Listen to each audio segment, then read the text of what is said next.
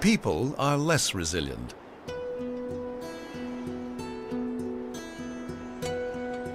This is an oasis of human activity. That is, it was. That black line isn't lava. It's an old street. Royal Gardens was once a thriving community. The volcano changed that. Now it has one holdout. Meet Jack Thompson.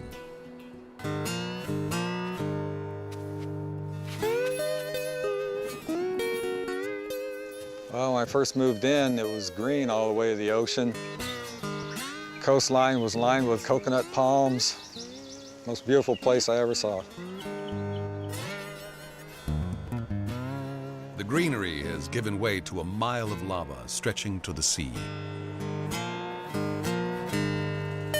Since 1983, Kilauea has steadily consumed this suburb. There were several hundred people living in here, most of them family people and surfers. And little by little, everybody's left.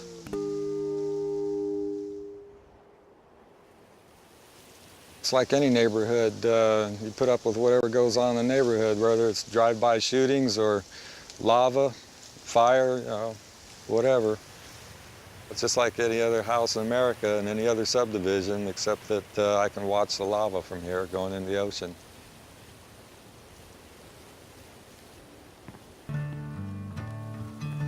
No man is an island. When supplies run low, there's only one thing to do.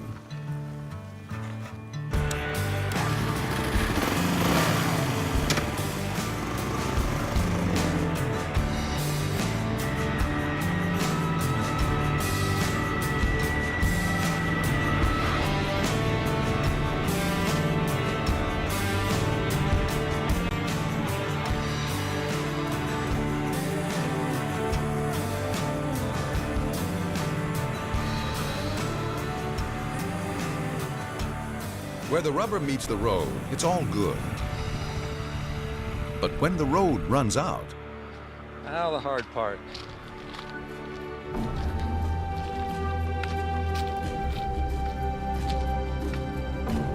Jack's is the ultimate road less traveled.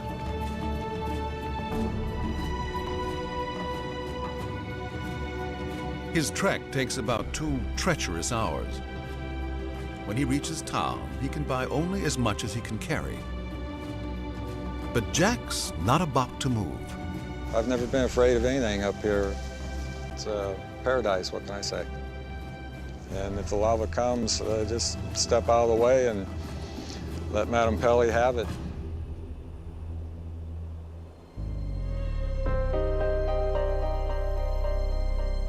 Pele, the Hawaiian volcano goddess. In the end, she always has the last word. If only we had ears to hear her. For decades, we thought that Kilauea was quiescent. And then we put some instruments out in early 2000, and we got sound out of it. So, wow, what's making the sound?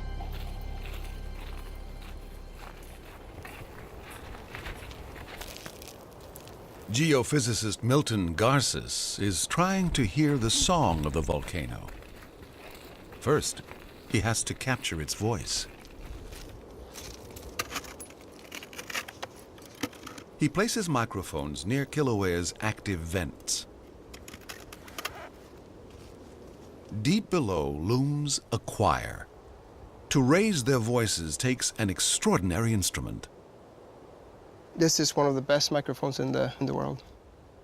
A more sensitive version of it is also used for monitoring clandestine nuclear tests.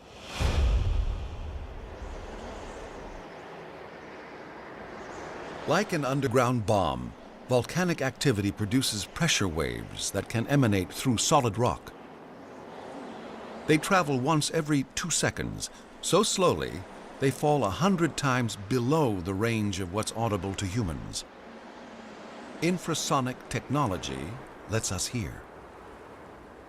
This volcano is making sound continuously.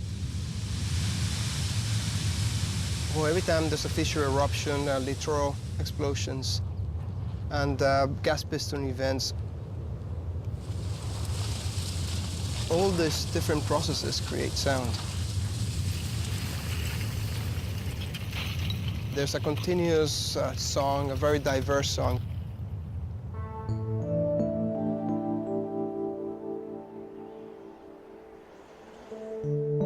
Milton loves the music of Kilauea, but he's here at the service of science. What do the sounds mean?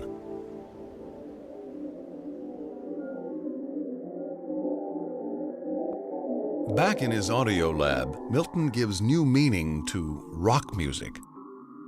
To make the volcano's song audible, he speeds it up 200 times. Visualizations help him match sounds to events.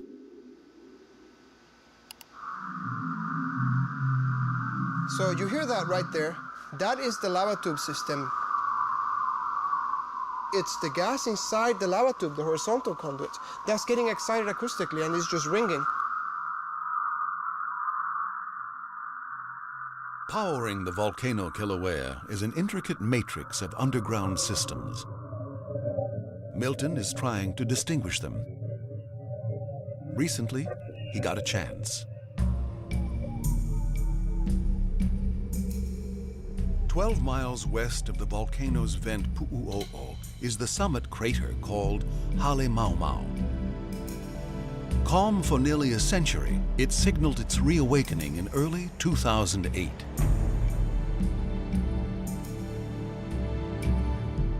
An enormous plume drifted downslope, putting a whole island on alert.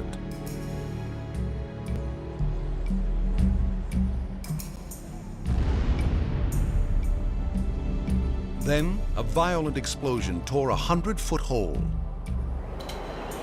Ash and huge boulders, some weighing almost 3 tons, rocketed 200 feet out of the crater. Scientists braved the scene to collect fresh lava. The samples, they hoped, would help them determine how this vent, how this eruption connects back to Pu'u'o'os. But Milton had another way. His mics were there. So what you're listening to is Pu'u'o, the main crater, ringing at very low frequencies. And then right around here, this high frequency signal kicks in. There's a vent in there that just kicks on in response to some changes in the volume flux of the volcanic system. It opened up with a bang, and from then on, it's been radiating sound continuously.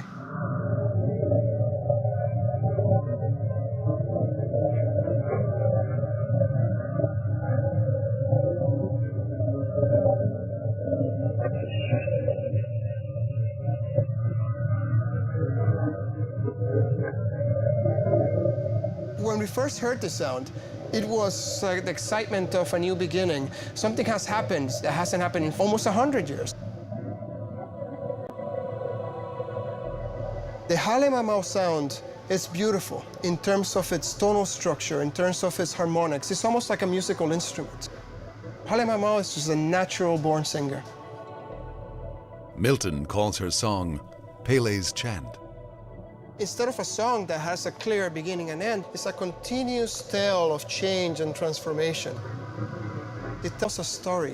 It tells us about itself, the story of transformation, of flow. And we don't know where we'll go next.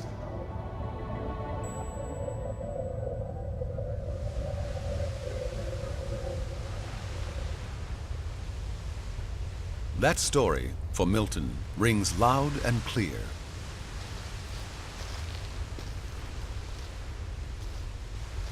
For Matt, it's a secret shared in a whisper.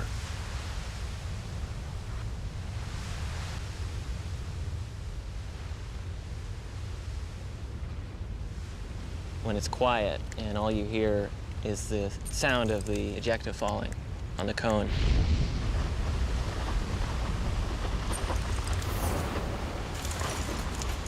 it really gives you a sense that something powerful is going on.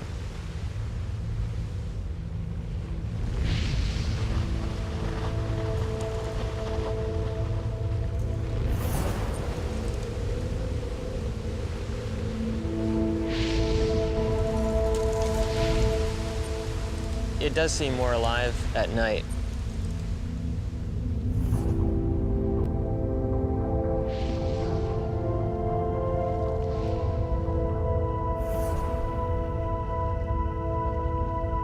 The mournful grays and blacks of day are banished.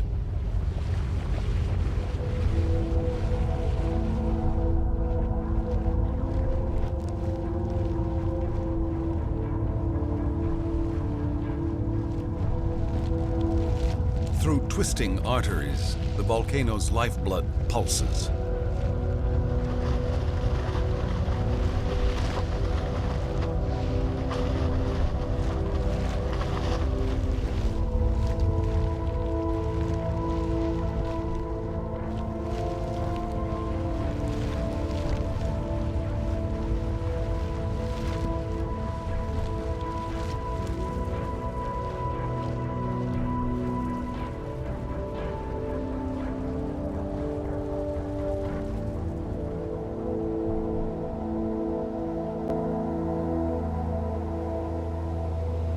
The lava has come far. From its violent release, down across the fields, nothing could stop it, except the one force that is its measure, the sea.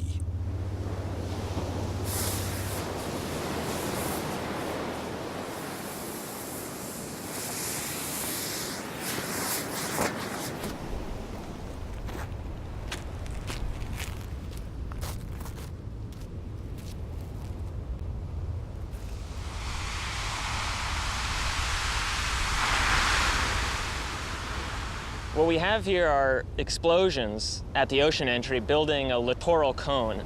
And littoral basically means coast. When water and lava get trapped together in a tube, steam pressure builds, then explodes.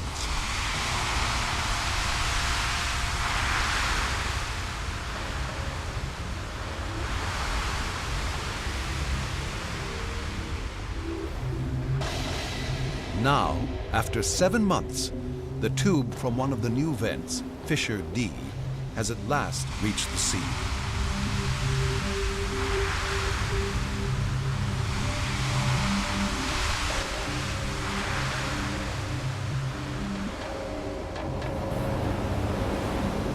Kilauea's shoreline is today a battle zone.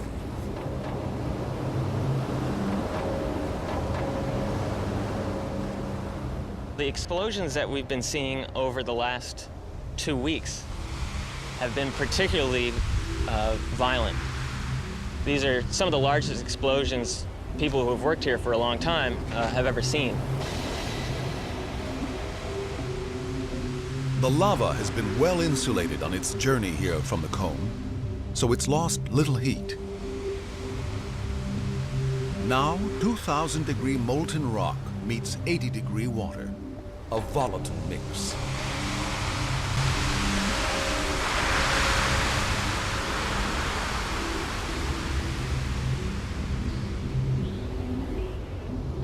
The steam also creates waterspouts, miniature tornadoes that can tower over 200 feet.